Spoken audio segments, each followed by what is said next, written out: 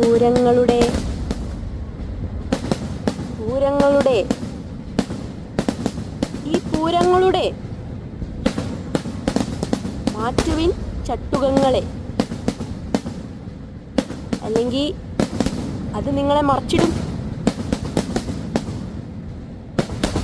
കൂടുതലൊന്നും പറയാനില്ല. പറ്റുമെങ്കിൽ ഈ ചാനലൊന്ന് സബ്സ്ക്രൈബ് ചെയ്ത് വിടാം.